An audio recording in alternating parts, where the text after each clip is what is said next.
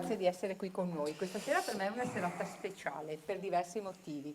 Il primo è che il 13 dicembre del 2009 nasceva l'associazione Salus Bellatrix, quindi questo è l'8° compleanno dell'associazione, abbiamo fatto più di 100 conferenze, quello che ci eravamo messi in testa e ci dicevano che eravamo pazzi lo abbiamo portato avanti e abbiamo fatto sapere alle persone e abbiamo condiviso informazioni che molto spesso ci tengono nascoste. Poi è una serata speciale anche per un'altra cosa, perché da molti anni io ho una passione segreta, ebbene sì, lo devo dire. Io sono innamorata pazza di un uomo che si chiamava Thomas Sankara. Ah, meno male. Avevo pensato un colpo al cuore mi veniva. Ma poi tu vieni in seconda battuta, ma non meno ti male. preoccupare, ci sei anche tu. Allora, la prima volta che sono venuta a conoscenza di quest'uomo, presidente del Burkina Faso, assassinato giovane, ho cominciato a seguire tutte le notizie, a capire che avventura straordinaria era stata la sua vita e che cosa era riuscito a realizzare per il proprio paese. Infatti, se vi ricordate la mail che ho inviato, magari noi in Italia avessimo avuto una persona così. Era il presidente della felicità e visto che io sono anche il vicepresidente della palestra della felicità, mi sembrava una cosa veramente straordinaria. Nel tempo ho cercato anche persone che potevano parlare di Sankara, che adesso sta venendo un po' alla ribalta, però vi assicuro che fino a 5-6 anni fa andavi a chiedere 10 anni fa chi è, chi non è, nessuno ne sapeva niente. Peregrinando per internet mi sono imbattuta in un bellissimo documentario e quel giorno uccisero la felicità, che questa sera Vedremo insieme? lo vedremo insieme. E lì, anche lì, sono approdata a un'altra persona straordinaria che per tanti anni non ho avuto il coraggio di contattare e adesso finalmente ci sono. Di cui però non è innamorata. Quindi, Devo dire che dei suoi lavori mi sono innamorata profondamente, perché dei miei prima lavori. ho visto quello. È un passettino in avanti. Insomma. Abbi fede. C'è tempo. Però ti devo dire che sono pericolosa perché sono una rottura di scatole. Ma davvero? Sì. Non avrei mai creduto, No, guarda, no. Cioè mi conosce personalmente da mezz'ora e già dice come faccio a spegnerti?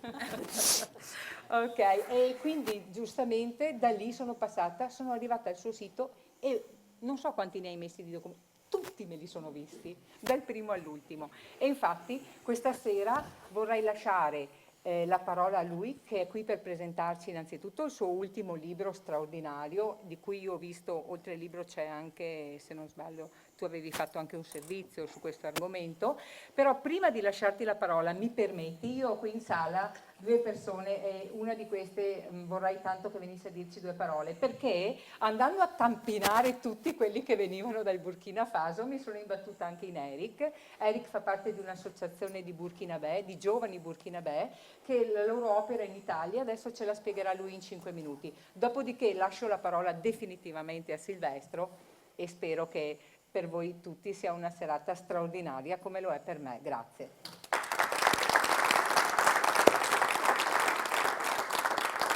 Vai, Eric. Da noi 2 minuti vogliono dire 2 minuti. Vai.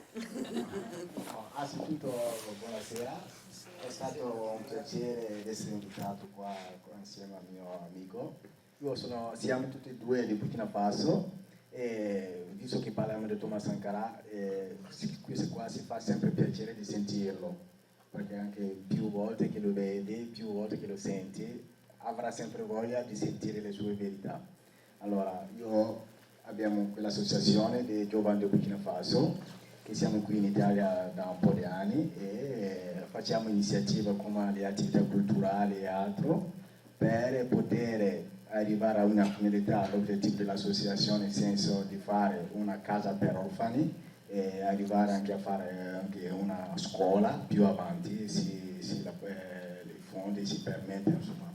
Allora, niente, siamo qui anche per vedere, solo che Sankara, come lui lo dirà bene, quella che è lui, è una persona proprio meravigliosa, speciale, che ha voluto svegliare tutte il Burkina Faso e altre persone del mondo, mettere la parità, vuole difendere tante cose di queste cose. E io mi lascerà parlare, lui che è andato a studiare bene questa parte.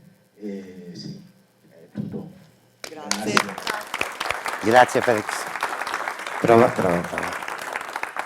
Allora, spendo due parole sul libro, perché questo libro è, come dire, qualcosa che mi sta molto a cuore ed è una delle ragioni per le quali 4 anni fa il mio rapporto con la RAI che avevo rappresentato anche 3 volte alle Nazioni Unite, per la quale avevo vinto mediamente il 35% dei premi internazionali della RAI, e il mio rapporto con la RAI 4 anni fa si è interrotto in maniera molto brutale.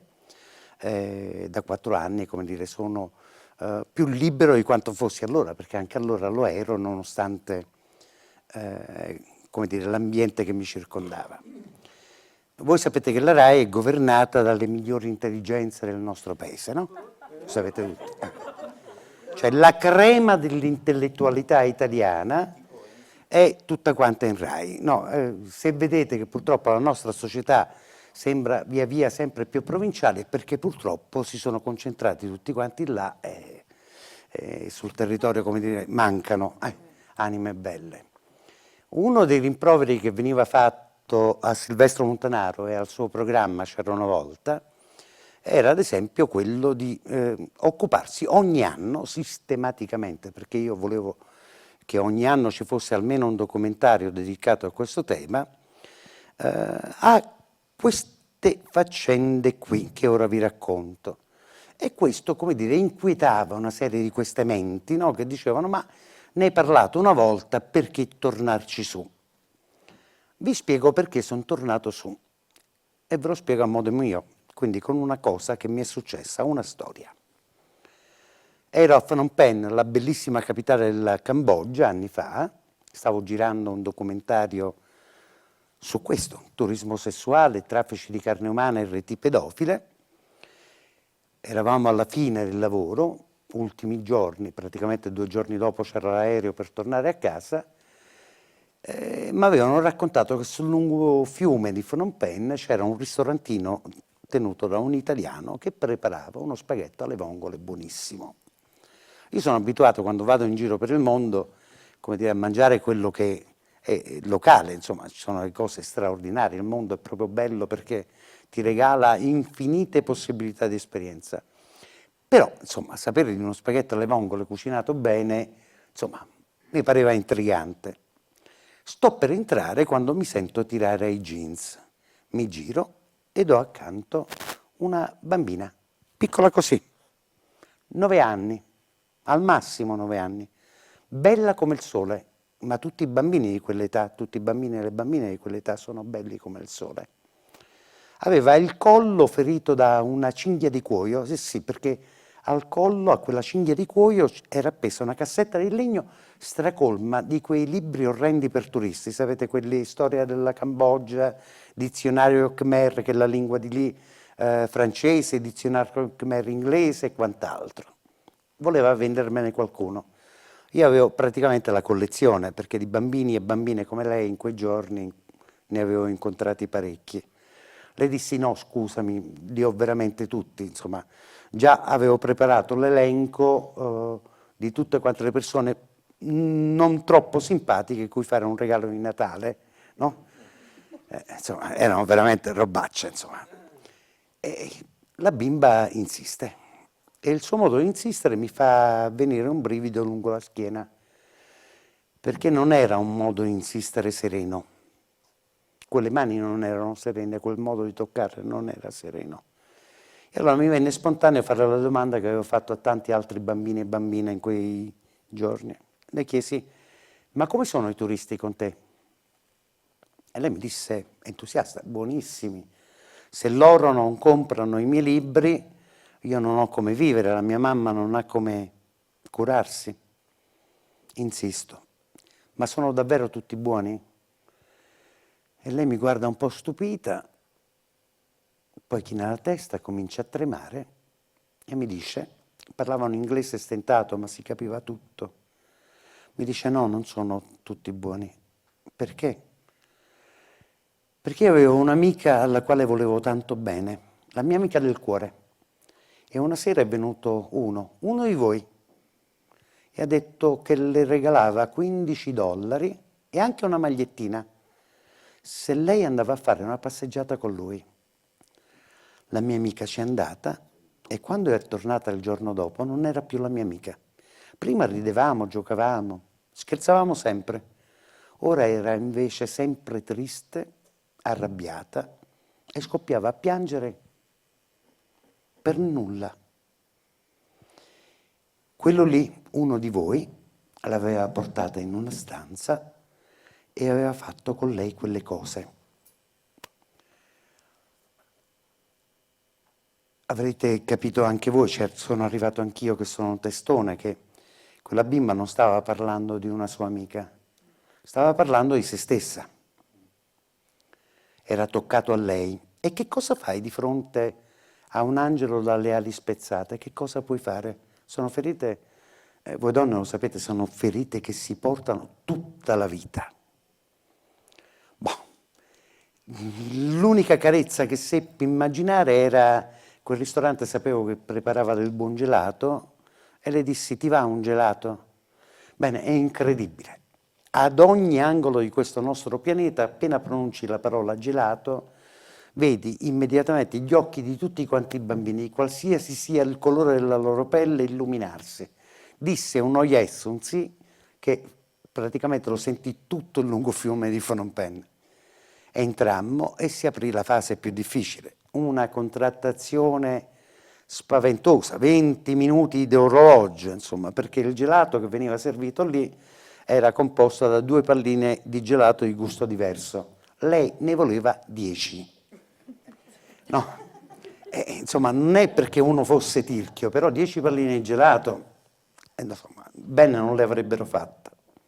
Dopo 20 minuti di orologio di contrattazione si scese a 5, che comunque erano tantissime, però vi dico, era bellissimo star seduti e vedere questo angioletto dalle ali spezzate che sorrideva a questo immenso gelato.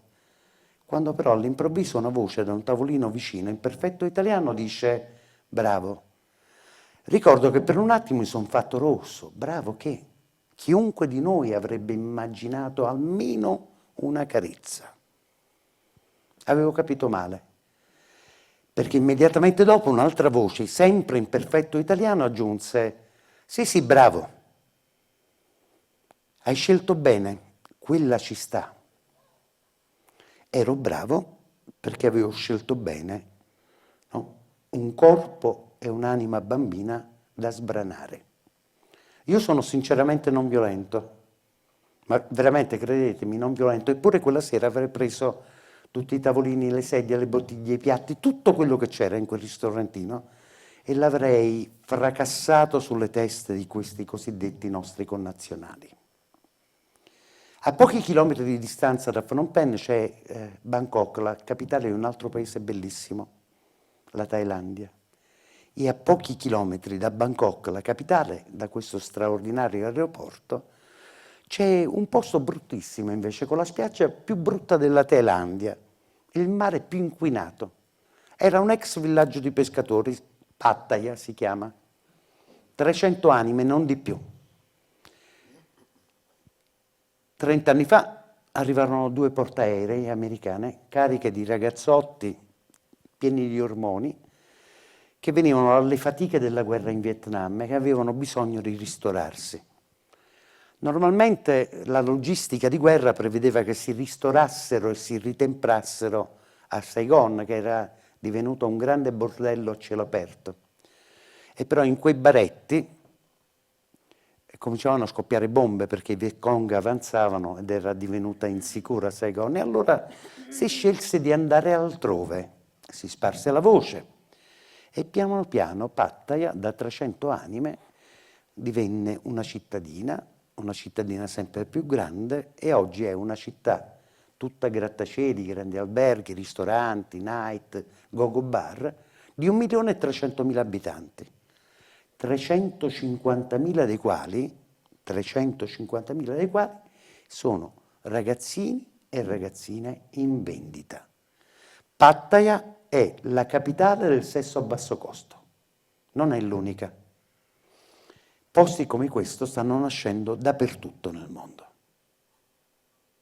Io ricordo, e per questo ho insistito a raccontare queste cose in Rai, nonostante le menti supreme dicessero ma dai, è meglio non parlare di queste cose, perché l'ho visto crescere questo fenomeno. Io ricordo quando girai il primo documentario su questo tema in Brasile, a Fortaleza, la carne fresca, mi ricordo che quando si vedeva la nostra telecamera, no, scappavano tutti via, tutti.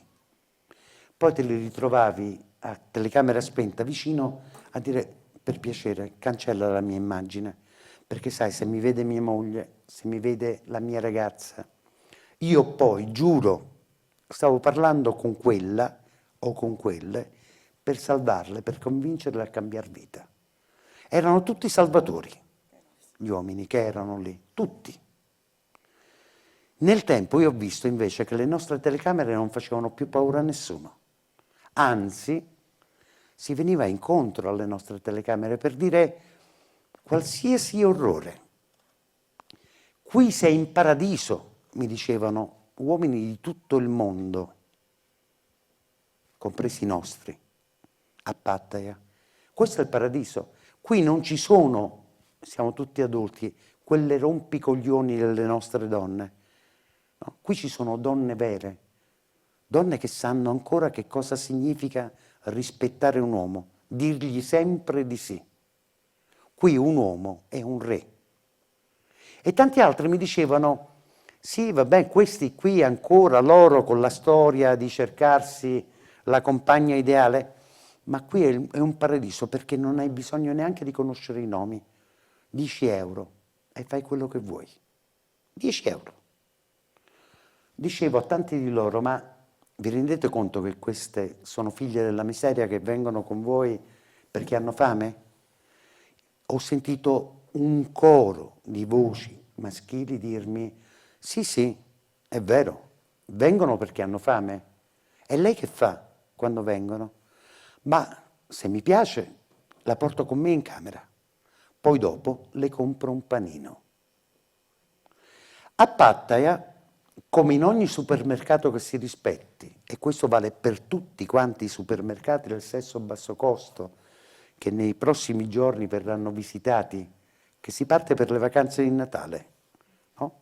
Quanti conosciamo che andranno da quelle parti dicendo alle mogli, alle compagne, alle fidanzate, alle sorelle, agli amici, vado a prendere un po' di sole dopo un anno di lavoro? A Pattaya, come in ogni supermercato che si rispetti, c'è tutto. Non solo le ragazzine e i ragazzini thailandesi, no, ci sono anche le ragazzine cambogiane, birmane, laotiane, e poi hanno fatto arrivare le ragazze dalla Nigeria, e poi le ragazze dell'Est, hanno riempito lo scaffale delle russe, ma soprattutto c'è, come dicono gli uomini, no, tanta carne fresca, carne bambina. Una delle merci più richieste ultimamente sono le vergini. Non costano 10 euro, sono richieste però, anche se costano tanto di più. E allora che si fa? Si prende una povera ragazzina, la si consegna a chi ha pagato, e ha pagato bene. Questa ragazzina non viene stuprata, perché il termine stupro non rende conto del massacro che viene operato su una ragazzina. Non ha il tempo di asciugarsi le lacrime, che viene riportata dai suoi padroni, che l'accompagnano da un medico, cosiddetto medico, in una cosiddetta clinica compiacente, dove questa ragazzina viene ricucita per poi essere rivenduta e poi essere ricucita e poi essere rivenduta fino a quando tengono i tessuti. Sui marciapiedi di Pattaya trovi normalmente bancarelle che vendono filmati pedopornografici, protagonisti bambini di tutto il mondo. E nessuno dice nulla. Sapete chi ha minacciato me e la mia truppa a Pattaya? Non è magari. Non questo però, questo mi pare un pochettino più decente. No, non sono stati quelli della mafia thailandese, ci hanno minacciato gli italiani. Sapete la lingua più parlata a Pattaya qual è? L'italiano. L'italiano. Questa gente, parliamo solo a Pattaya di 15-20 milioni di persone, il numero è in crescita, poi torna a casa. E allora succede che quando io vado in giro per le scuole, su tanti temi, ma anche su questo, alla fine di ogni discussione vedo sempre un gruppetto che è crescente nel tempo, di ragazzini che mi aspettano una qui, una lì, eccetera. Poi si avvicinano quando pensano che nessuno le veda e ti dicono grazie. Tu dici, ma grazie di che? Sto facendo semplicemente il mio lavoro, no? No, grazie, è importante che tu racconti queste cose. Perché? E allora le teste si chinano, le voci cominciano a tremare e senti, perché a una mia amica, a mia cugina, una che conosco, è successo che lo zio, un collega di lavoro del papà, un professore, quello della palestra, un prete, sono andati in questi posti, a Pattaya, Repubblica Dominicana, Romania, poi sono tornati e lo hanno fatto con lei. E tu capisci che quella povera anima con la testa china, no? Con la voce tremante, è lei ad aver vissuto questo tipo di esperienza. Sì, perché tornano a casa. Io ero ragazzino qualche anno fa, no? Come tanti di voi, e se qualcuno ride troppo mi arrabbio, qualche anno fa. Poi l'importante è che il cuore rimanga ragazzino. E vi ricordate le favole con gli orchi cattivi? No, Pollicino? Beh, erano brutti gli orchi, no? Erano enormi, un occhio solo, pelosi, insomma. Uno non ci ha dormito la notte, però alla fine Pollicino tornava a casa, l'orco veniva sconfitto. Cresci e scopri che quegli orchi là non esistono, ma esistono gli orchi. E sono persone normali, che fanno tanto male. E possono fare tanto male anche perché c'è tanta indifferenza e c'è questo strano modo di ragionare tipico delle menti eccelse della RAI, ma purtroppo diffuso anche fra di noi, per cui di certe cose è meglio non parlare, fino a quando non tocca direttamente a noi. La nostra indifferenza permette il massacro lì e permette il massacro qui, perché è un massacro. E permette il cambiamento anche dei rapporti quotidiani uomo-donna. Questi sono gli anni in cui, per 1000 ragioni, no, stiamo assistendo, senza far nulla, alla fine di una cosa che per me ha ancora un grande valore, l'amore. Sta finendo, pensateci rifletteteci. Qualcuno ha teorizzato che il rapporto amoroso, no, quello bello, quello che è un canto, è una gioia, un rapporto alla pari, no?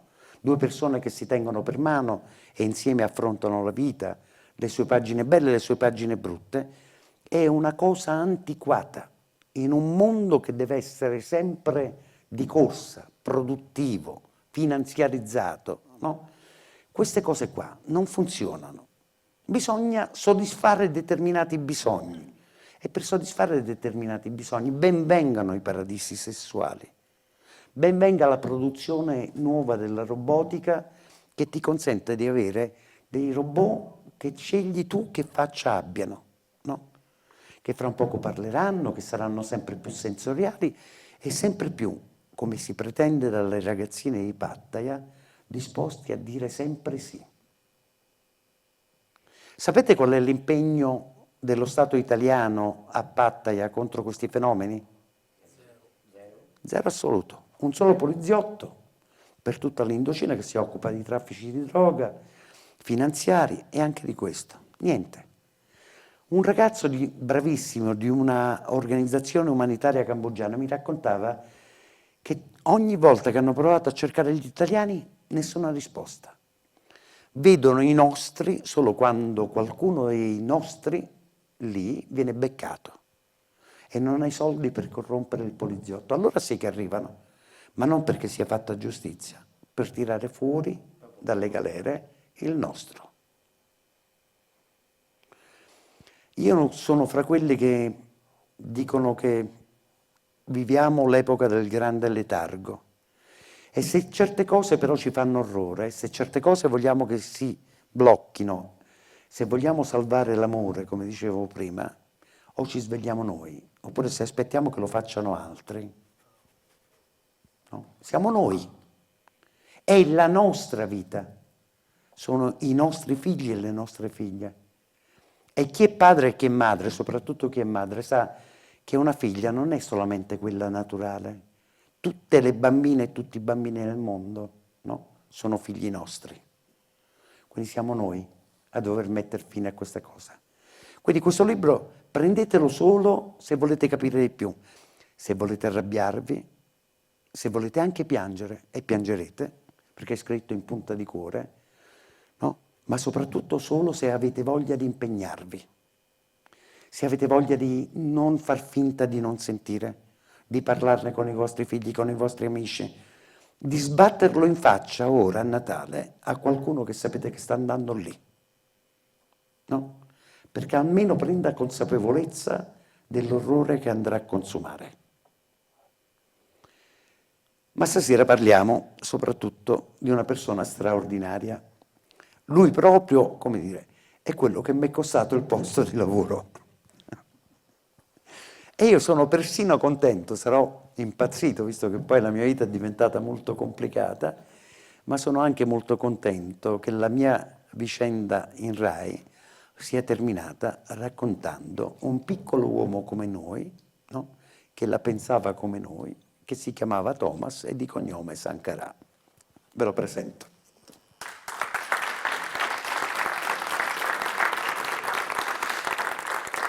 Spegniamo la luce. Il libro è questo, lo trovate dopo là. Via, spegniamo la luce, vediamoci questa cosa.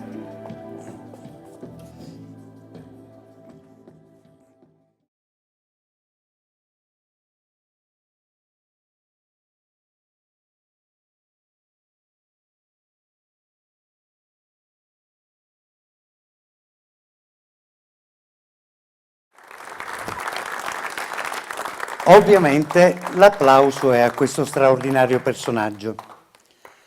Vi dicevo che questo è stato il mio ultimo documentario in Rai. Dovete capire, insomma, la situazione poi dopo si è messa un po' male perché mentre andava in onda questo documentario, l'allora governo Monti mise su un bel convegno sulla cooperazione italiana nel mondo e invitò come ospite d'onore, sapete chi? Il signor Blaise Compaoré, cioè praticamente quello che io raccontavo essere, come dire, la mano, l'esecutore materiale dell'omicidio Sankara. In più, qualche settimana dopo, qualcuno piratò questo filmato, lo ritradusse in francese, no, questo filmato arrivò in Burkina Faso, fu visto da centinaia di migliaia di giovani donne e uomini del Burkina che scesero in piazza pacificamente e cacciarono via dal potere Blaise Compaoré, che era addirittura invece stato proposto sia dall'Italia, Comunità di Sant'Egidio, allora ministro Riccardi della cooperazione, no, ma anche dalla Francia di Sarkozy, era stato proposto addirittura per il premio Nobel per la pace. No. Metteteci che poi quell'anno questo documentario io lo mando in onda insieme ad altri 2 documentari, sempre sulla presenza francese in Africa occidentale, uno in cui raccontavo un po' il retroscena dell'intervento umanitario in Libia e un altro su una vicenda che i miei colleghi giornalisti vanno raccontato attentamente, Costa d'Avorio, l'intervento francese in Costa d'Avorio. Ve l'hanno raccontato, no? No? Ma siete distratti voi, siete proprio distratti, no? Ma insomma, poi vi spiego. Insomma, si crearono tutte quante le condizioni per cui, come dire, il rapporto fosse un rapporto di lasciamoci subito che è meglio per tutti. Ma è stato difficile realizzarlo questo documentario. Difficile e pericoloso, perché insomma avete visto quel signore là con la faccia simpatica, no? Mujiba, il generale Charles Taylor. Beh, insomma, la faccia è simpatica, però in piedi Momo Giba è più di 2 metri, è una specie di armadio a muro, ogni mano di Momo Giba bastava da sola per farmi a pezzettini se scopriva che avevo una camerina nascosta addosso. Ma questo fa parte del mestiere di giornalista, quindi non ci perdo troppo tempo. È stato difficile soprattutto perché di materiali per illustrare Thomas Sankara in giro ce ne sono veramente pochi. Un esempio per tutti. Alle Nazioni Unite esiste copia degli interventi, copia video degli interventi di chiunque sia andato su quella tribuna. Bene, avete visto che all'inizio del documentario c'è lo straordinario, bellissimo, appassionato discorso di Sankara alle Nazioni Unite, quando lui si presenta a nome di tutte le ultime e gli ultimi della Terra, dicendo cose, secondo me, bellissime, allora e oggi, e c'è solamente la versione audio, perché c'era lì un giornalista del Burkina con un registratore da pochi soldi, al seguito del suo presidente, e registrò l'audio di questo discorso. Il video non si trova, sparito. Sankara doveva non solo essere ucciso, ma se ne doveva perdere ogni memoria. Perché 34 anni fa, un giovanotto dalla pelle scura diventa presidente del paese più povero e inguaiato, non solo dell'Africa, ma di tutto quanto il mondo. Insomma, la notizia non scuote nessuno. Che devono fare in Burkina Faso? Dove sta il Burkina Faso? Pezzo di predeserto ai confini del Sahara, insomma, nessuna risorsa. E questo ragazzotto si alza in piedi e dice ai potenti della terra, dice, ma gli indici di sviluppo, tutte quante queste sciocchezze. L'unica vera cosa per misurare se uno sta governando bene o male è la felicità dei governati, non dei governanti. Qua siamo in Italia, è sempre bene chiarirsi su questo. Dei governati, senza la N. E dice pure, per fare questo la politica deve essere, sembrano cose banali, la politica deve essere servizio, umile e povero. Tant'è che appena diventa presidente va e dice, ma lo stipendio di presidente qui in Burkina e quello dei ministri è troppo alto. Era una sciocchezza a confronto degli stipendi dei governanti di tutto quanto il mondo. Lui trovava che quella sciocchezza, quella miseria fosse troppo alta, perché non si può essere il presidente o il sindaco o il governatore di regione o il ministro ricco in un paese povero e in crisi. Sankara dice, la politica non ti ha detto il medico di farla, se la vuoi fare deve essere servizio povero, no? E devi vivere la condizione della tua gente. Banale, semplice, altrimenti la politica che cos'è? Vabbè, questa semplicità banale, questa piccola verità, il mondo l'ha dimenticata. L'aveva dimenticata allora, non mi sembra che qualcuno se la sia ricordata ultimamente. Ma non solo guardandosi in giro in Italia, no? Sono tutti quanti poveri, servitori, costruiscono la felicità in Italia i politici, no? Ma certo, tantissima, la loro sì. Insomma, io, ad esempio, siamo un paese fortunato perché insomma, è un paese in cui uno si ritrova la casa senza averla pagata, perché generosamente ci si fanno regali. A me non è mai successo, no? Neanche a voi. Vabbè. Però succede anche questo è un paese straordinario, pieno di miracoli, sempre a loro però i miracoli. Bene, Sankara dice queste cose e le pratica. Vende tutte quante le auto ministeriali, si va in giro in Renault, è anche più facile, si vende tutto il superfluo, si vende anche l'aereo presidenziale, faceva il volo stop, cioè se c'era un convegno internazionale chiamava un amico presidente, ci vai? Bene, vengo con te se ti fermi a prendermi a bordo. Si denunciava ogni santo anno pubblicamente. Ognuno che occupava cariche pubbliche doveva dire che cosa aveva, quali erano le sue proprietà e i suoi redditi. E se Sankara diceva in pubblico o metteva, che ne so, anche un pezzettino di terreno, no? Magari arido, s'alzava lui, diceva: Presidente, lei se l'è dimenticato. E se Sankara non lo giustificava, veniva, come in Italia, no? Con Tangentopoli, immediatamente sequestrato e devoluto al popolo. No, in Italia, difatti, i soldi di Tangentopoli sono tutti quanti tornati nelle nostre tasche. Certo.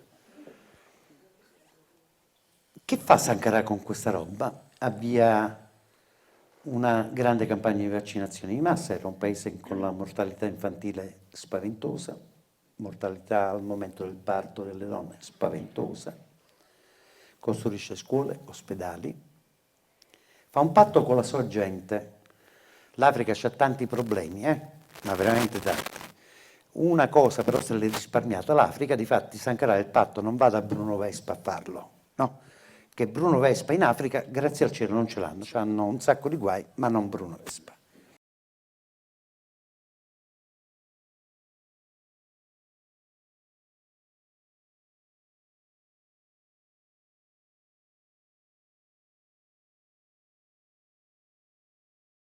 Possiamo rendere possibile quello che per loro era un miracolo: 2 pasti al giorno e 10 litri d'acqua a testa. Per noi, oddio, non per tutti, avete visto le ultime cose, insomma, 10 milioni di italiani a rischio povertà assoluta, no? Diciamo che fino a qualche anno fa 2 pasti al giorno erano la normalità anche in Italia. 10 litri d'acqua poi li usiamo per sciacquarci le mani. Lì erano la differenza tra la vita e la morte. Se si mangiava 2 volte alla settimana era tanto, no? Bene, lui ci riesce. I burkinabè ci riescono senza l'aiuto di nessuno. Anzi, riescono persino a recuperare la propria autonomia alimentare.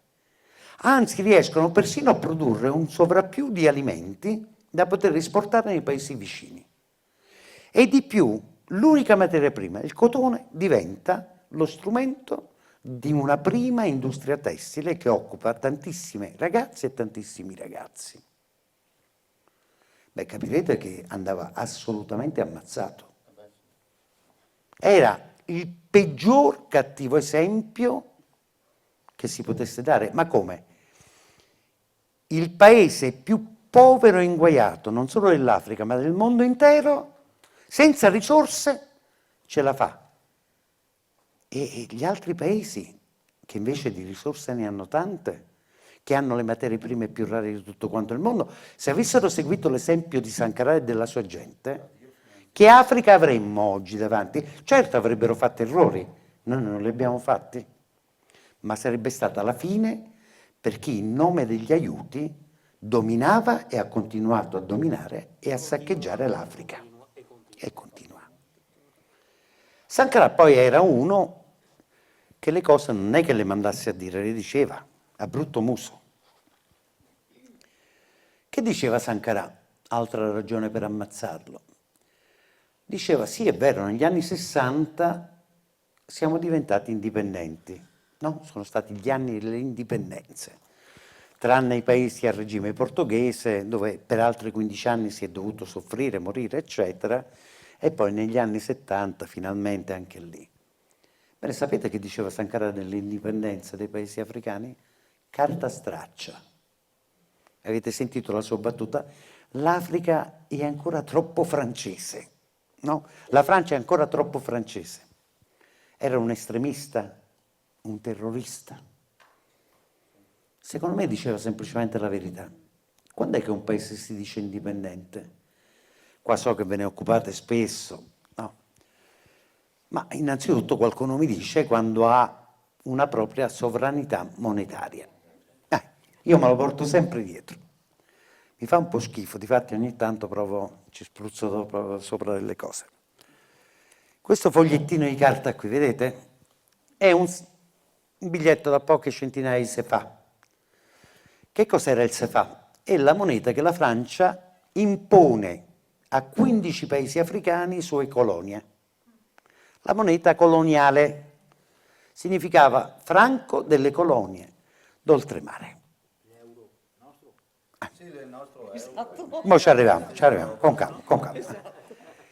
Che cosa succede? Ci sono le indipendenze. Secondo voi qual è la moneta di queste 15 ex colonie francesi in Africa? Eccola qui. Significa un'altra cosa, ma la sostanza è cambiata? No. Ora vi spiego perché non è cambiata. No, anche perché quelle menti eccelse di cui parlavamo all'inizio della serata in Rai, quando io dicevo queste cose dicevano sei un estremista, pure tu. Io dicevo, vabbè, ma scusatemi, ma qual è la banca che emette questa moneta? È una banca che sta in Senegal, in Mali, in Costa d'Avorio, in Burkina? Sta in Francia, a Parigi. Silvestro, sei un estremista? No.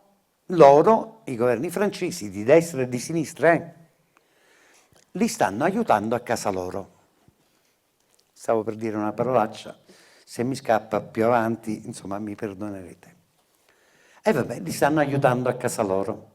Presidente e direttore generale saranno africani? No, perché questi qua sono litigiosi, amano la guerra, 15 paesi, 15 teste diverse, avrebbero litigato, non avevano le competenze, sono impreparati per aiutarli a casa loro. Direttore e presidente di questa banca sono francesi, generosissimi sti francesi. Per mantenere una banca e una moneta per 15 paesi servono tante risorse. Ed allora, no, la Francia che li aiuta a casa loro ci mette i soldini suoi? No. Nelle costituzioni delle indipendenze c'è un bel codicillo che dice che ogni anno, praticamente automaticamente, il 65% dei proventi di questi paesi va automaticamente a questa banca che sta a Parigi ed è gestita dai francesi. È un piccolo affaruccio, insomma, parliamo di spiccioli. 400 miliardi di euro l'anno.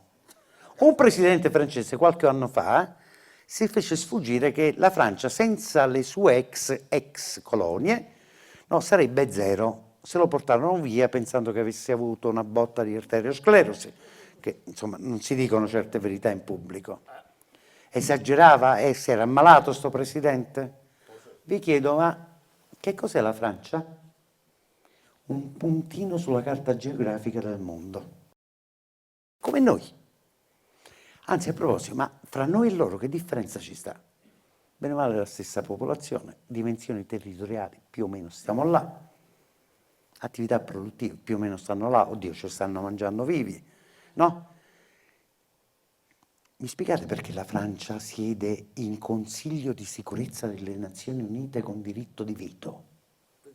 Cioè se il mondo decide che su una cosa bisogna provvedere in un certo modo e la Francia dice no, io non sono d'accordo, il mondo si deve fermare, perché il diritto di veto significa o tutti d'accordo oppure niente. La Grand'R, non basterebbe, hanno la Grand'R, tu vuoi fare il figo e chi se ne frega, e hanno il potere per farlo. Controllano le loro ex colonie in Africa e in altri luoghi del mondo, quindi hanno i voti in Assemblea Generale delle Nazioni Unite, ma in più, certamente non ci stanno perché hanno vinto la Seconda Guerra Mondiale, no, perché qualcuno ogni tanto mi dice sono fra i vincitori della Seconda Guerra Mondiale, ma quando mai? No, noi eravamo occupati dai nazisti e pure loro. Noi abbiamo avuto la schifezza di Badoglio e loro ci hanno avuto la schifezza di Vichy. Noi abbiamo avuto una bella epopea che si è chiamata Resistenza, loro qualche timido movimento di resistenza, senza l'arrivo degli alleati, nel bene e nel male, chissà come sarebbe andata a finire sia qui che lì. No, loro controllano le loro ex colonie e in più sono una potenza nucleare. Questo è vero. D'altronde solamente gli ignoranti, solo chi a scuola proprio ha voluto non studiare bene geografia, solo gli ignoranti ignorano che la Francia è un paese ricchissimo di uranio, perché senza l'uranio non lo fai, no? L'energia nucleare. C'è uranio in Francia? Ma manco un grammo. Neanche un grammo. Sapete chi c'ha l'uranio? Ex colonie. No, una soprattutto, di cui vedrete le immagini nei prossimi giorni, quando vi verranno a chiedere i soldini Guardate questo povero bambino africano tutto quanto magro, con il pancione, i capelli tutti quanti che sembrano radi, no? Sta morendo di fame, è pieno di mosche. Nelle vostre mani c'è la sua vita.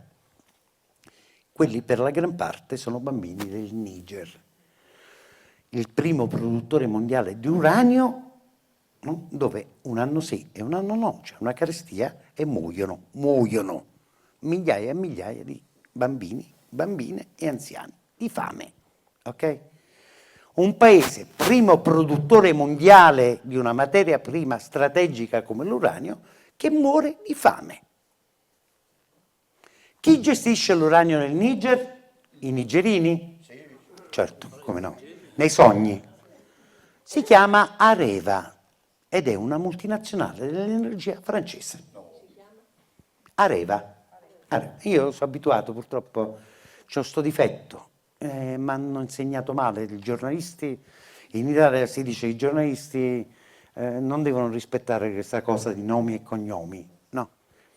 Se incontrano un problema complicato che non fa fare carriera, si devono girare dall'altra parte. Io purtroppo ho avuto cattivi maestri, sono abituato a fare nomi e cognomi e non ho preso mai una denuncia. Sono tanti così, ne conosco parecchi. Sì, tanti, tantissimi, certo, tutti quanti che raccontano la verità.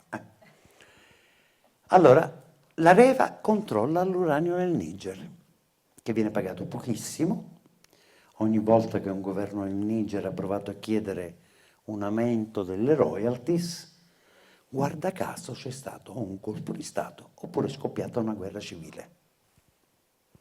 Chi c'è dietro queste cose non lo so, ma so per certo che il prezzo dell'uranio è rimasto basso. Secondo me tu sei complottista oltre che... Eh sì, ma sono un complettista che poi si cerca le prove. Anche su questo Sankara era proprio chiaro, perché Sankara diceva ma quale indipendenza? Insomma, la moneta è la loro. Ma il controllo del territorio è nostro? No. Hanno voluto che nelle costituzioni, per dargliela, fosse scritto che le materie prime delle ex colonie possono essere commercializzate in prima istanza solo con la Francia. E se la Francia quest'anno non è interessata, che ne so, al cacao della Costa d'Avorio, non è che il governo della Costa d'Avorio può vendere il cacao ad altri se non ha il permesso della Francia. Cambia niente? Non ne cambia niente. No, ma è per aiutarli a casa loro, per aiutarli a casa loro. Sarò complottista, però questa cosa dell'uranio in Niger è una cosa che capita solamente in Niger, mentre invece per altre materie prime funziona diversamente. Beh, insomma, le borse merci, cioè quelle che decidono i prezzi, sono tutte quante in Occidente. Ma come funziona lì? Incontro il presidente del Congo Brazzaville. Bella intervista, gentile, eccetera. Alla fine gli chiedo, scusi Presidente, ma quanto petrolio, è un paese petrolifero importante oramai, guardate che il nuovo Medio Oriente non è più quello, è tutto quanto africano, è lì che c'è il petrolio che conta in questo momento, l'energia che conta. Chiedo, signor Presidente, ma la Health Total quanto petrolio estrae ogni anno dal sottosuolo del suo paese? Si gira da un'altra parte. Sono sempre molto critico nei miei confronti, penso che sia il mio francese che fa veramente schifo, quindi riformulo la domanda, questo continua a girarsi di qua e di là. Penso che sia in difficoltà perché magari non ha il dato tecnico, no. Difatti dico, signor Presidente, se vuole spegniamo le telecamere, lei intanto chiama un funzionario e si fa dare questa notizia. E lui mi guarda e fa, no Montanari, io non lo so e non lo voglio sapere. Io, scusi Presidente, come non vuole sapere è fondamentale per il suo paese, no? Perché su questo fa anche il bilancio dello Stato, insomma. Dice Montanari, uno dei miei predecessori, per aver chiesto queste cose, non è stato più presidente. C'è stato un colpo di Stato e una guerra civile. Ho detto, vabbè, le solite menate africane, che questi africani stanno sempre a lamentarsi, dicono un sacco di sciocchezze. E sono andato a parlare con i nostri, che invece sono persone serie, no? sono andato a parlare con l'allora presidente della Elf Total, francese. Era francese, bianco. E questo appena mi vede arrivare, un uomo molto intelligente, eccetera, aveva preso informazioni, mi dice, ma prima che me lo chieda, sì, sono stato io a organizzare il colpo di Stato e la presa del potere di un'altra fazione. Dico complimenti, insomma, massacro, 50.000 morti, paese distrutto. Insomma, lei è un criminale, se ne rende conto? Dice no, io sono un patriota. Dico, mi spiega? Sì, io sono qui per conto della Francia, con l'obbligo di mantenere l'energia di cui questo paese è produttore a un prezzo conveniente per la Francia. E questo ho fatto. Sono un patriota.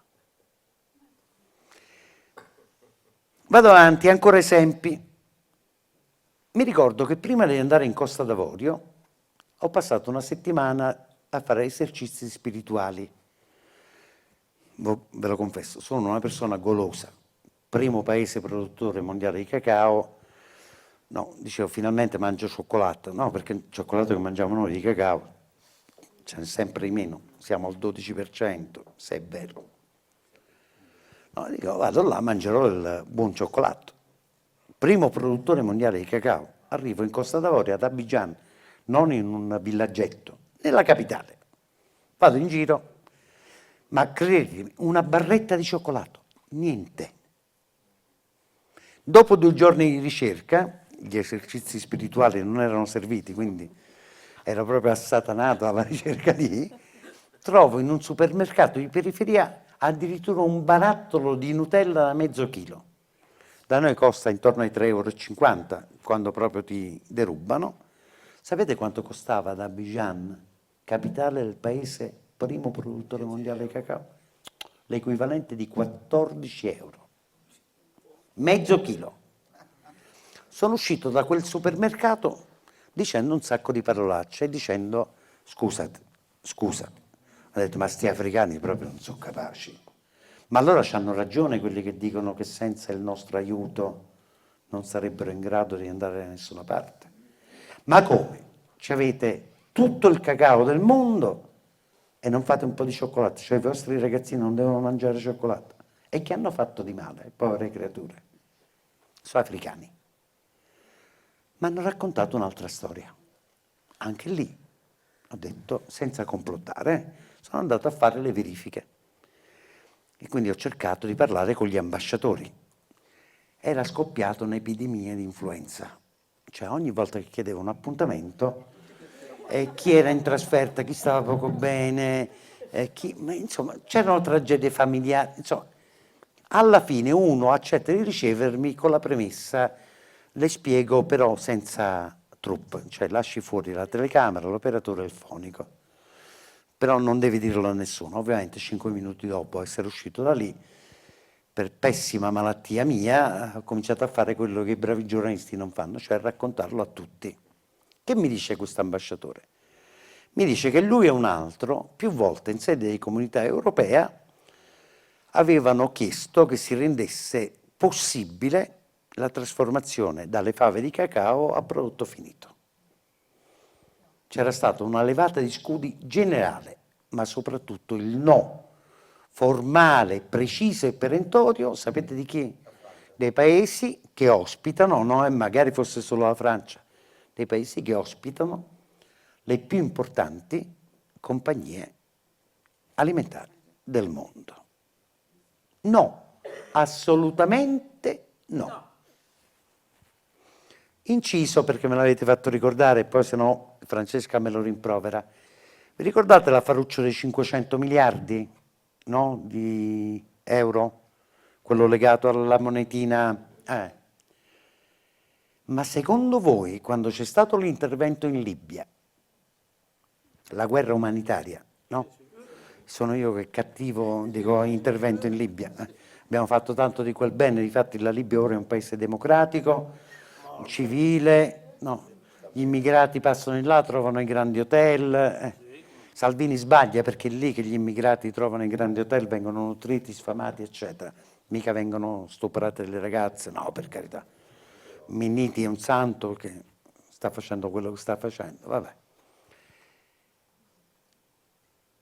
L'intervento in Libia è anche e soprattutto non solo per destabilizzare l'Italia, le reti energetiche, eccetera, non per l'acqua della Libia, che è un deposito strategico di acqua potabile, neanche per la centrale solare a cielo aperto del Sahara.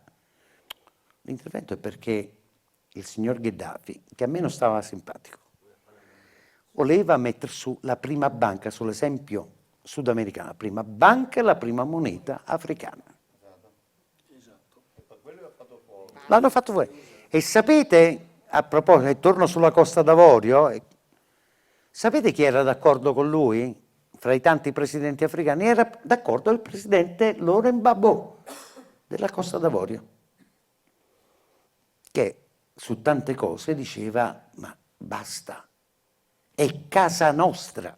Cioè non è possibile che se io devo costruire un ponte faccio un appalto internazionale, no, non lo posso fare, perché sono aziende francesi quello che devono farlo.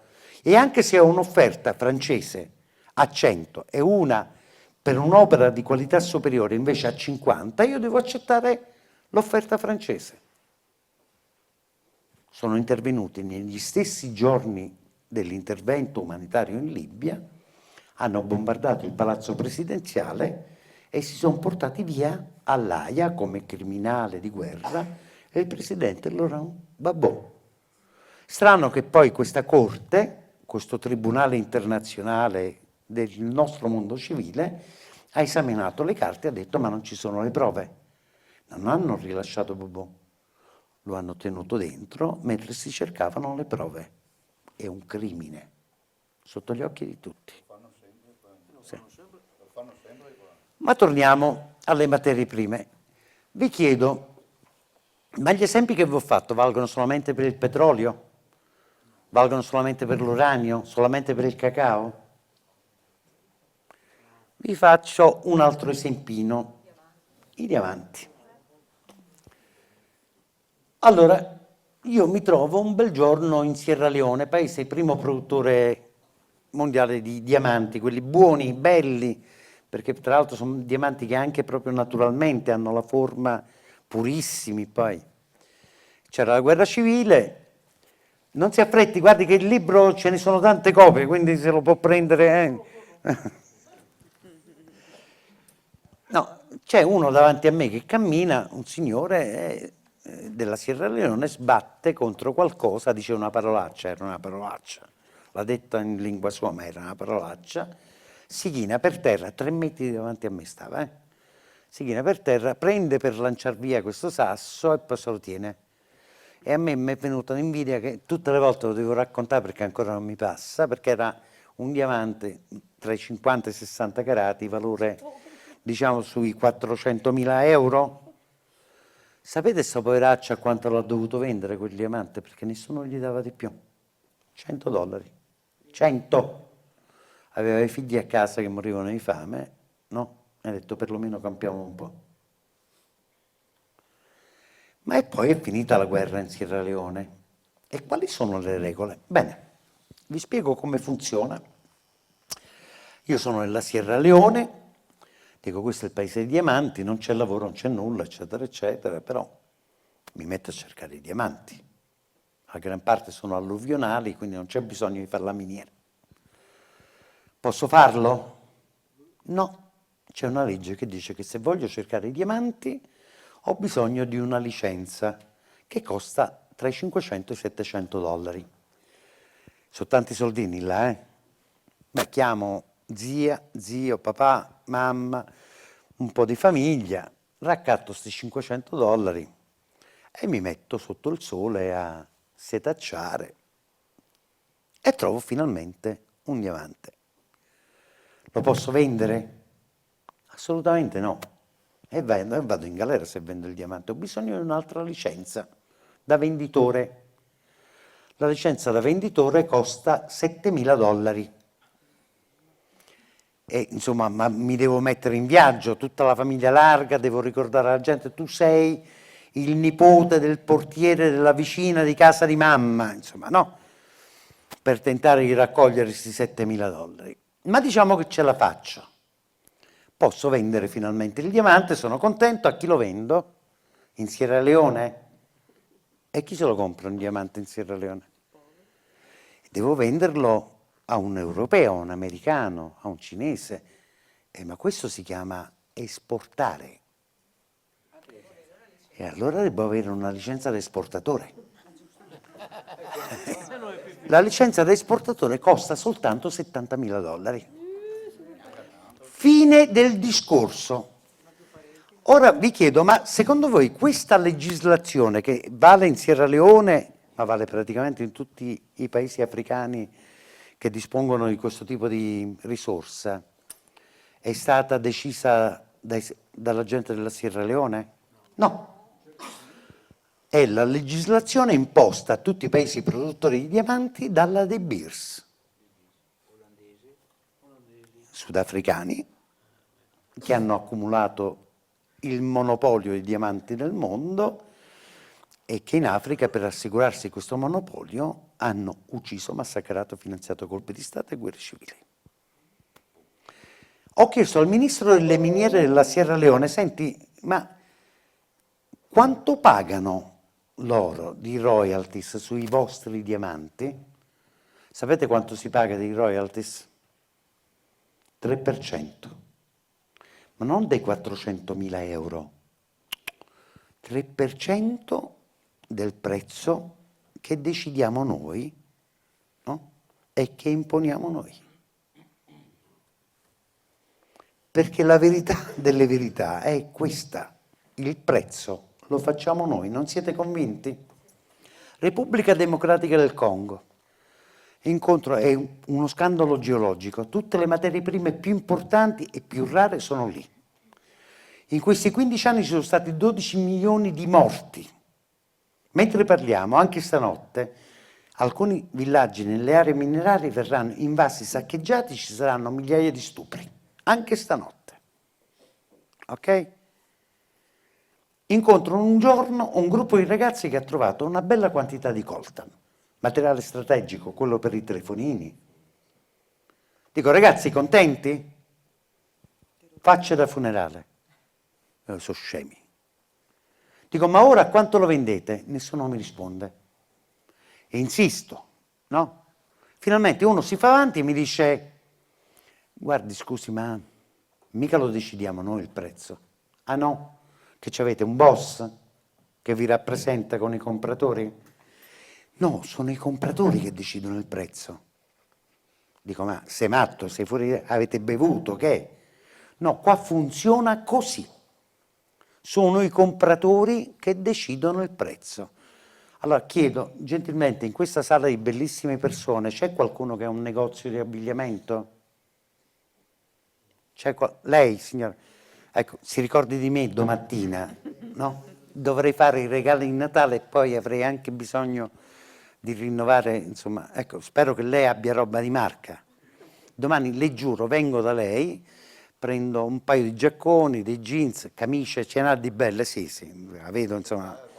No, ma insomma, riempio giusto quelle 5 bustone, Ce l'ha le bustone grandi? Sì. Ecco, mentre lei alla cassa dire vai, è cominciato il periodo natalizio, si incassa, io le dirò, signora, stia tranquilla, le dico subito, signora, non si affatichi. Vengo, prendo le borse e lascio 5 euro, no? Signora, lei chi chiama per prima, polizia, carabinieri o l'Aneuro? O mi dà direttamente un calcio laddove non batte il sole? Ecco, in Africa funziona così. E per altri versi, come vi ho spiegato con una serie di esempi, e ve ne posso fare altre migliaia, ma non vi voglio annoiare, no? Per altri versi c'è un divieto. Ero ragazzino, vidi le prime immagini dei ragazzini ricoperti di mosche, magri, che morivano di fame, e chiesi chi sono, perché. Mi risposero qualche anno fa, quando ero ragazzino, nessuno ha sorriso, meno male, qualche anno fa, mi risposero, sono i ragazzini dei paesi in via di sviluppo. Ora, se qualcuno mi dice paesi in via di sviluppo, io mi dimentico la non violenza. Perché spiegatemi, se queste sono le regole del gioco, no? Ma come fa a partire lo sviluppo? Cioè non c'è bisogno di studiare economia, no?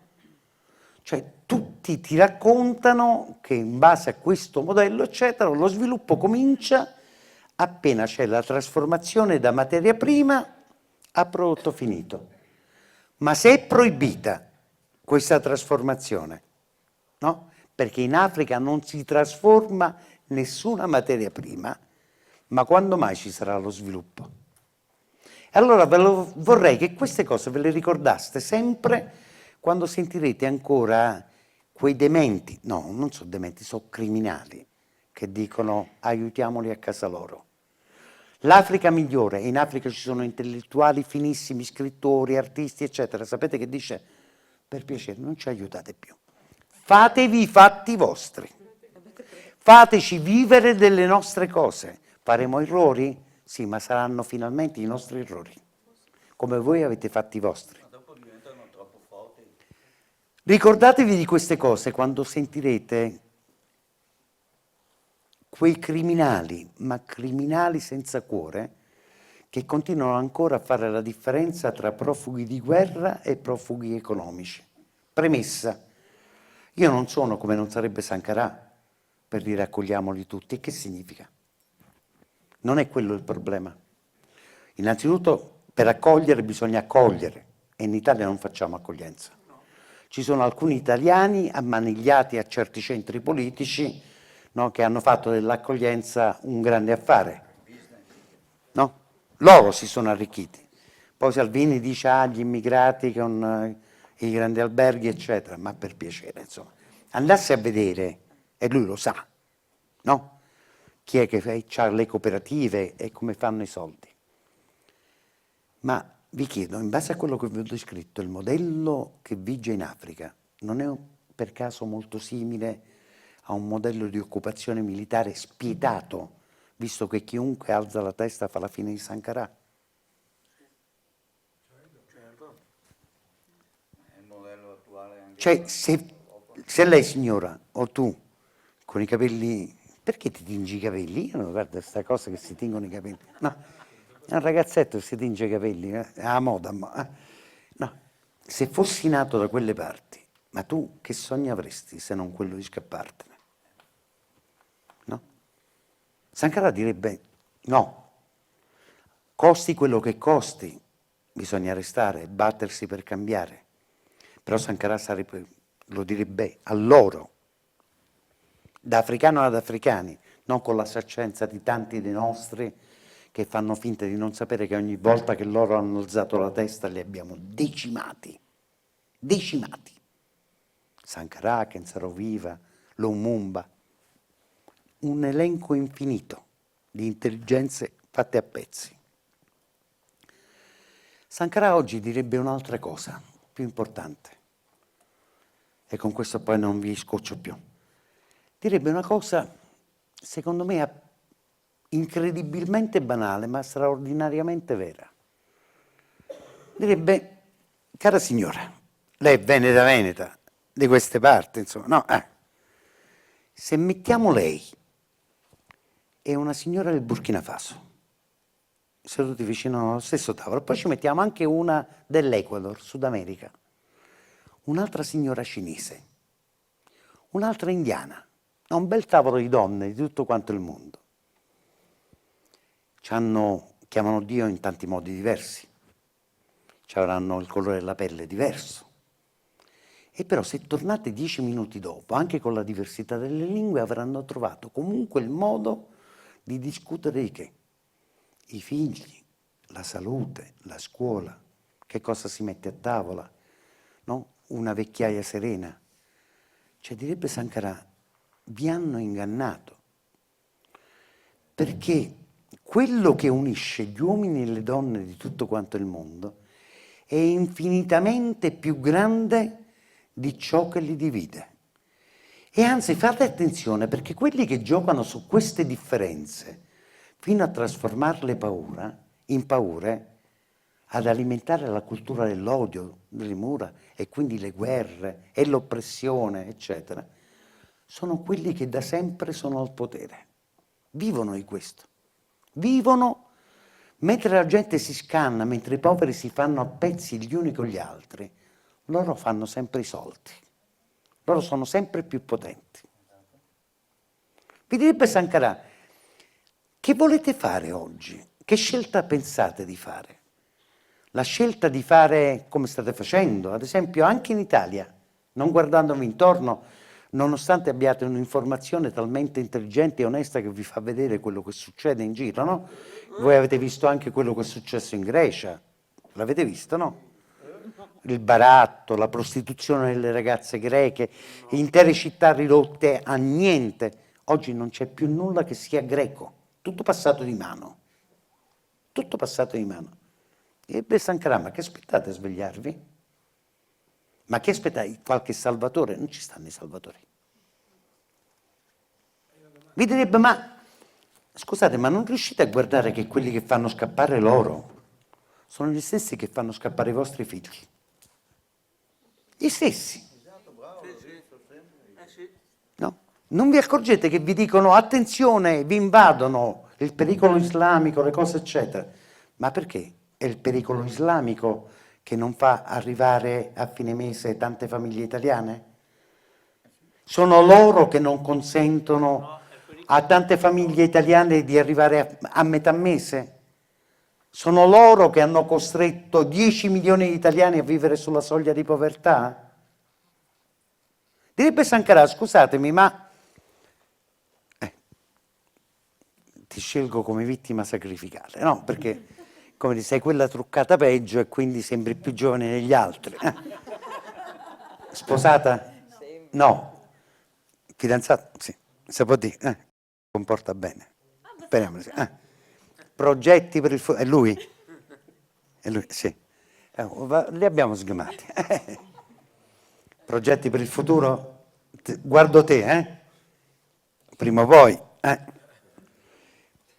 Nei pensieri più reconditi, immaginate avere una famiglia con qualche bambino. 1, 2. Lei è più entusiasta, però lui non ha detto ancora una parola. 1, 2. Facciamo 3. Misericordia, coraggiosa lei. Il tuo nome? Carolina. Carolina, bello pure il nome. Tu? Luca. Allora, io li ho trattati con simpatia perché già conosco la loro vicenda, la conosco molto bene. Carolina e Luca stasera devono rivelarci una cosa. Carolina e Luca hanno un debito insieme di 70.000 euro. A parte quelli che hanno 70.000 euro di debito. E visto che Carolina vuole 3 figli, fanno 70 più 105, 175.000 euro a famiglia partita. Carolina, Luca, ma come avete fatto? No, ma soprattutto sti bambini vostri, che ancora sono semplicemente dei sogni, come fanno ad avere 35.000 euro e quando nasceranno saranno di più euro di debito? Come fanno? E i vostri nipotini quanto avranno di debito? Questa è la quota di debito italiano sulle spalle di tutti quanti noi, anche di chi non è ancora nato. Sankara diceva in maniera molto chiara 30 anni fa, e per questo l'hanno ammazzato, questo si chiama debito odioso e il debito odioso non si paga. Cioè giocano sulla vita nostra e addirittura di quelli che dovranno venire come se fosse un casinò, no? Beh, nei casinò si vince e si perde, una volta tanto perdessero loro, perché se perdono loro, no, probabilmente finalmente viviamo noi.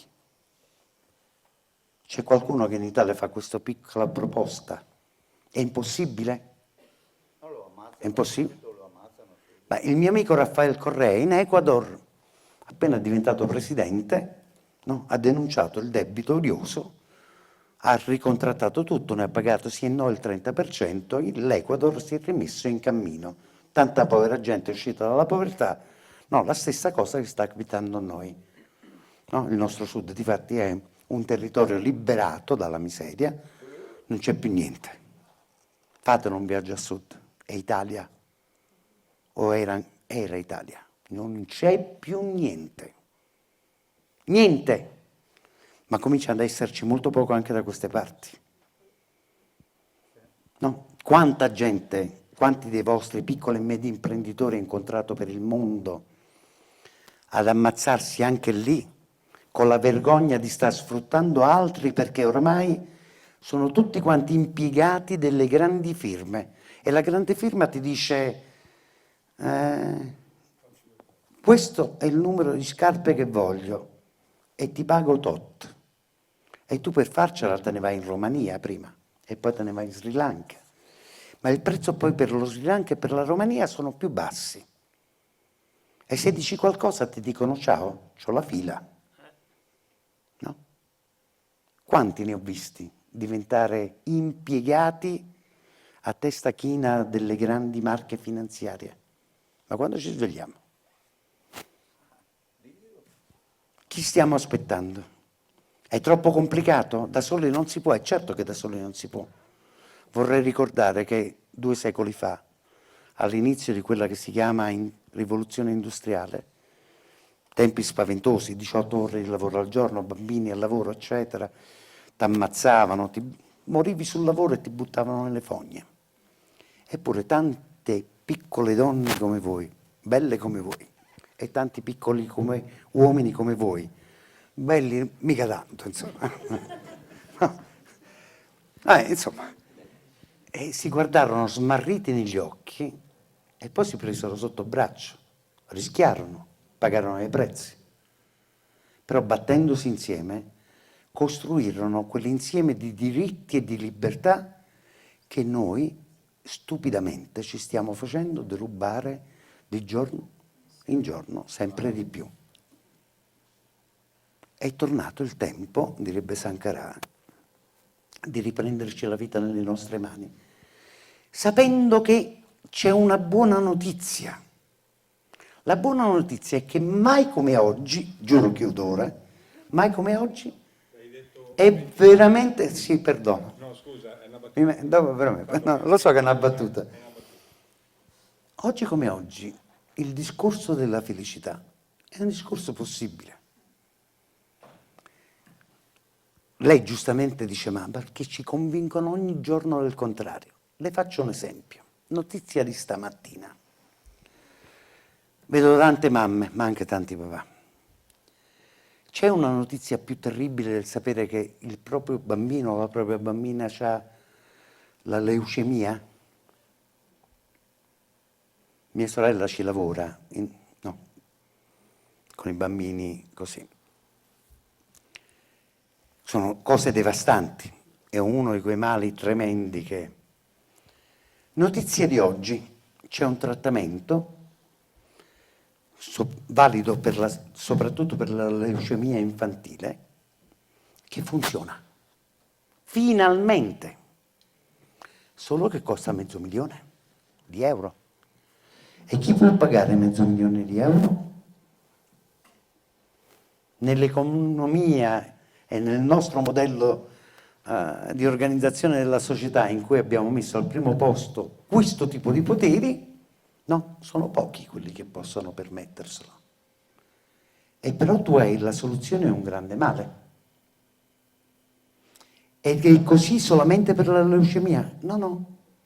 Oggi questo pianeta, gli uomini e le donne di questo pianeta hanno messo insieme tante conoscenze, tanta cultura, tanta scienza, tanta tecnologia, capace di risolvere tutti i problemi annosi, secolari e anche i nuovi, o perlomeno di poterci provare. E sono pochi consigli di amministrazione, un piccolo gruppo di potenti, sempre più piccolo, no? Perché in questi anni la crisi ha massacrato tutti, ma alcuni li ha fatti diventare ancora più ricchi. No? È arrivato il momento di decidere, ma chi deve decidere di queste cose? Della salute, delle cose importanti che farebbero stare allo stesso tavolo serenamente tutte quante le signore, no? Pelli diverse, Dio chiamato in un modo diverso dall'altro. Chi deve decidere? Pochi consigli di amministrazione? Alcuni centri finanziari? Il signor Spread? O finalmente decidono gli uomini e le donne che sono gli unici riconosciuti abitanti di questo pianeta? Noi dobbiamo decidere. E questo mondo non si riforma, non dobbiamo provare semplicemente un ritocchino qui e un ritocchino là. È arrivato il momento di cambiarlo radicalmente, senza paura. Perché forse, come dire, la paura la stiamo già vivendo. Perché chi non arriva a fine mese vive già con l'angoscia. Chi non arriva a metà del mese vive con tanta angoscia. Chi non comincia neanche il mese, no? È alla disperazione. E quanti si sono ammazzati in questi anni? Quanti altri si devono ammazzare qui e altrove? Per far che cosa? Regalare la felicità a un pugno di uomini e di donne che ci costringono pure ad assistere alle loro esibizioni? No? I super ricchi, guardate questo, guardate quello che porta al consiglio 50 donne che sono le sue schiave? No, perché questo stiamo valorizzando. No. Torni ad essere il tempo degli uomini e delle donne, come direbbe Sankara. Voi, noi insieme, possiamo farlo, perché siete voi i nuovi Sankara. È il mio augurio di Natale, è il mio augurio per oltre Natale. Grazie.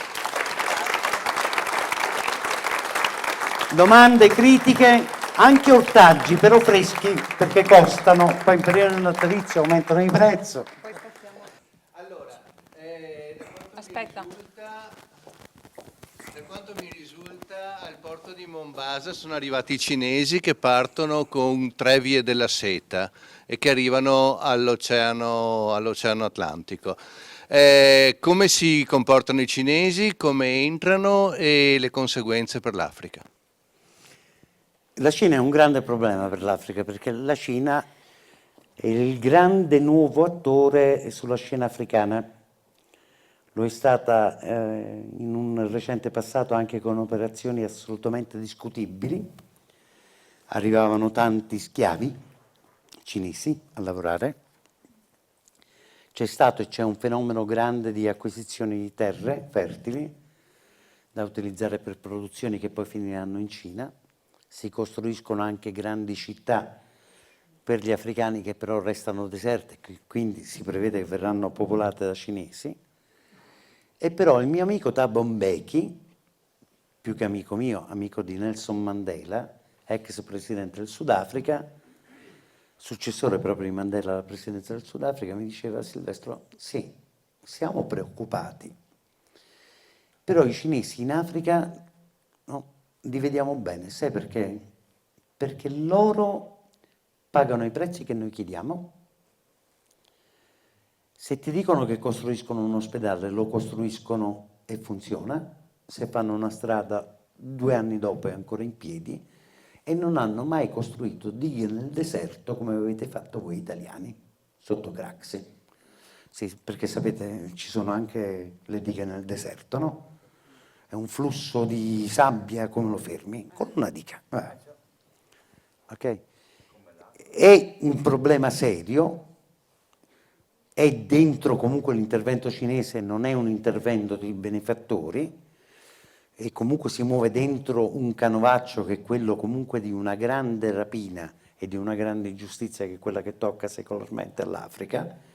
No, difatti loro non hanno bisogno di aiuto, hanno bisogno di giustizia, e se capiamo che poi l'ingiustizia che colpisce loro è la stessa che colpisce noi, abbiamo bisogno tutti di giustizia, perché l'unica soluzione è giustizia vera.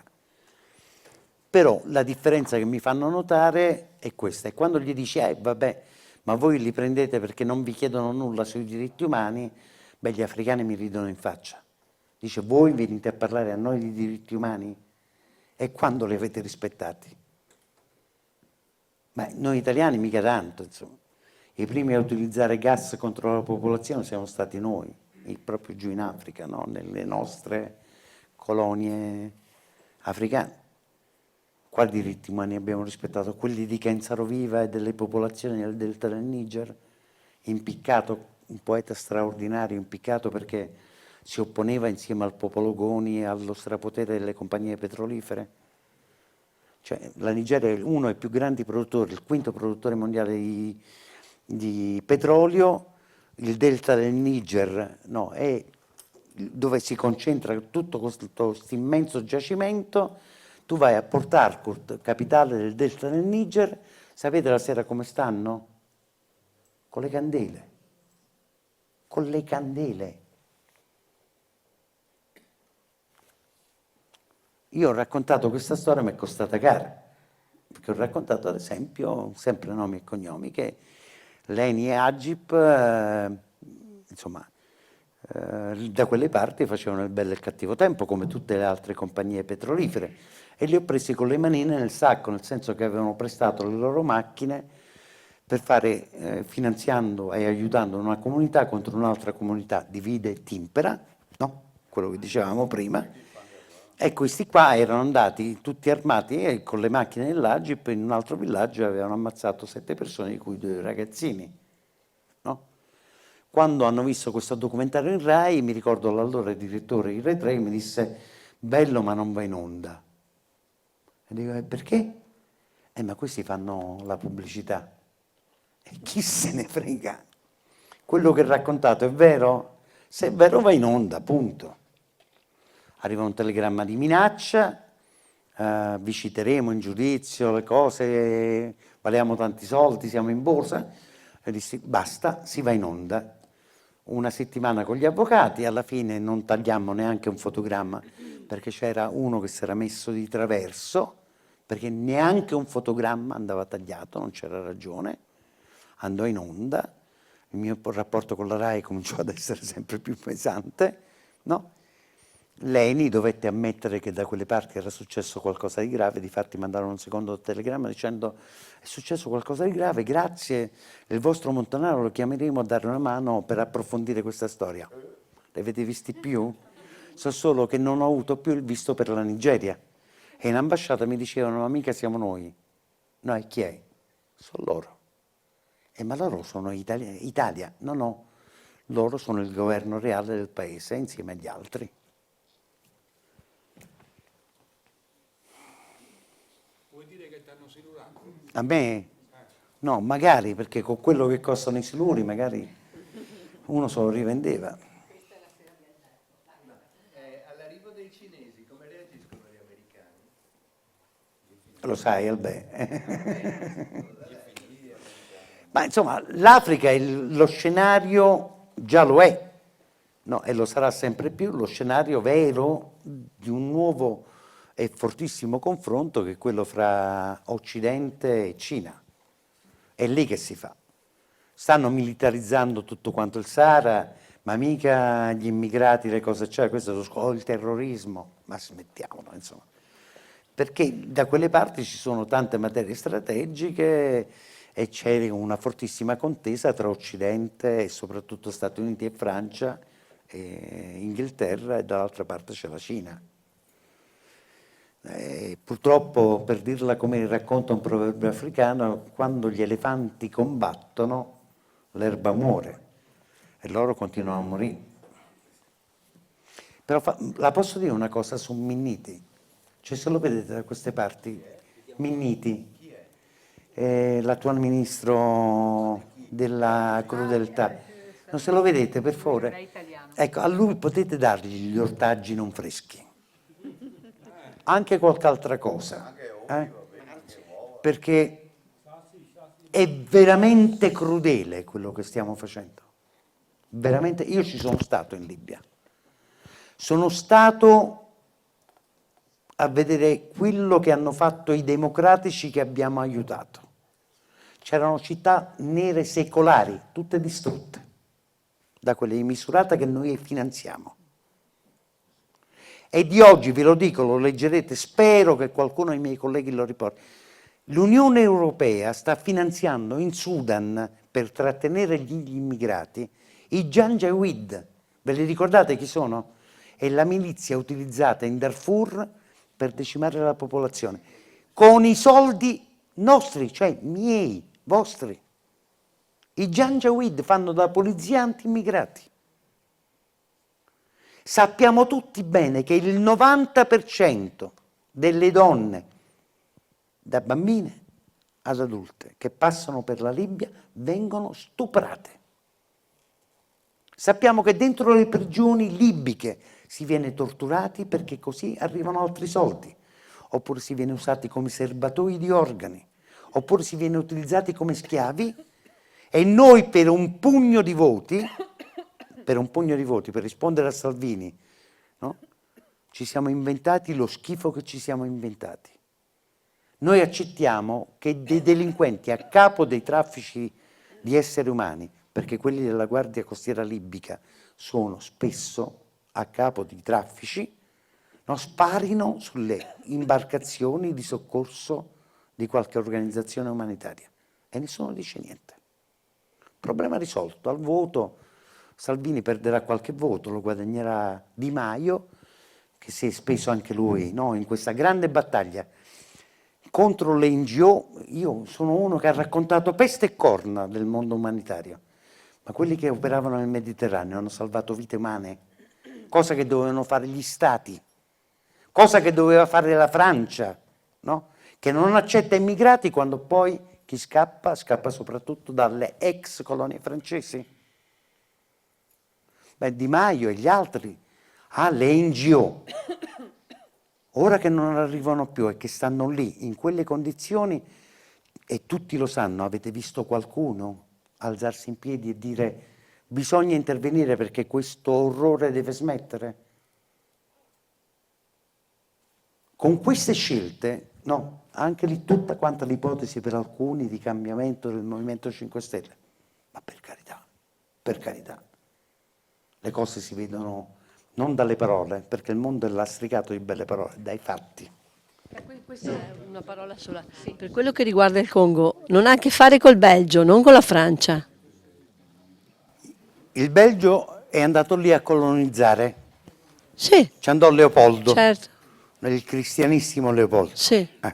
C'aveva le casse vuote di famiglia e di Stato e si fece assegnare questo piccolo paesello, il Congo è grande quanto mezza Europa. L'interesse qual era? Piantagioni di caucciù, gomma. E molto cristianamente a questi giovanotti e a queste ragazze che non capivano il valore del lavoro, per spiegarglielo c'era una prima punizione se non portavano il carico previsto, fustigazione. Poi seconda punizione, fustigazione più forte, terza punizione, fustigazione più forte, e poi c'era il taglio della mano sinistra. E poi si arrivava al taglio di tutte e due le mani. All'entrata di ogni piantagione, molto cristianamente si ersero enormi cataste di arti umani, no? Noi che diciamo che loro sono primitivi, tribali, eccetera, non si tagliavano le mani in Africa, gliel'abbiamo spiegato noi come si fa. Ok? I belgi sono stati sostituiti per la gran parte dei francesi, perché durante la guerra fredda è toccato alla Francia l'onere e l'onore di fare da gendarme dell'Africa e soprattutto dell'Africa ricca di materie prime. Quando è finita la guerra fredda si è svegliato il grande fratello che ha detto ma insomma siamo scemi, quelle zone lì, guarda un po' proprio le zone minerarie più importanti, quindi Congo, regione dei Grandi Laghi, sono di interesse strategico americano, che giustamente il lago Kivu, no, è vicino a New York. No? E guarda un po', guardate il caso. C'è quello che c'è in Ruanda, no? Ruanda è un paesello.